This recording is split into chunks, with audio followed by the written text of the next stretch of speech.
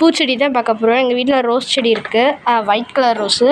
இதுக்கு வந்து நாங்கள் வந்து வெங்காயத்தோல், முட்டைத்தோல் இதெல்லாம் போட்டு தான் இந்த அளவுக்கு ரிசல்ட் எங்களுக்கு வந்திருக்கு. நல்லா தான் ரிசல்ட் வந்திருக்கு.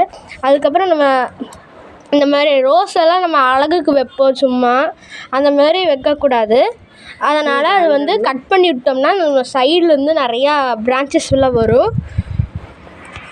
அதை கட் பண்ணி விட்டோம்னா சைட்லேருந்து வந்து நம்மளுக்கு நிறையா மொக்கு கிடைக்கும். அது வந்து நிறைய பூ வந்து நம்மளுக்கு மொட்டு அரும்புகள் நிறையா கிடைக்கும். வந்து நம்ம கட் பண்ணுறோம், கொஞ்சம் இந்த இடத்துக்கு கொஞ்சம் தள்ளி வச்சு கட் பண்ணோம்னா தான் நம்மளுக்கு நிறைய அந்த பிரான்ச்சஸ் எல்லாம் வரும். பாருங்க, காட்டு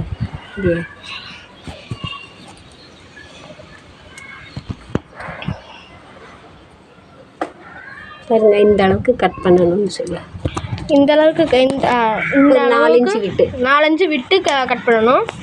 உங்களுக்கு இந்த இடத்துல நிறைய அரும்பு எடுக்கும்.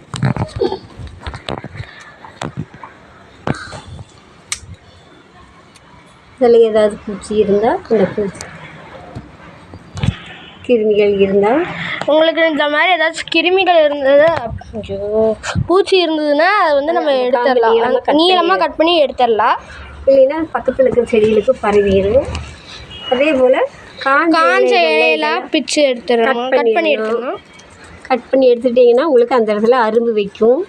அடுத்தடுத்து உங்களுக்கு மொட்டு கிடைக்கும், அது நிறைய மொக்கு வரும். உங்களுக்கு பூ வந்து எடுத்துகிட்டே இருக்கும்.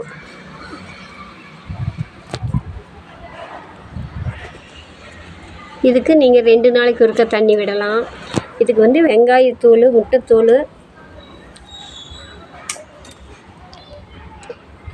இந்த மாதிரியெல்லாம் போட்டு நம்மளுக்கு நிறைய பூக்கள் வரும். நல்ல ரிசல்ட்ஸ்னால் நம்மளுக்கு நிறைய கிடைக்கும். Thank you friends.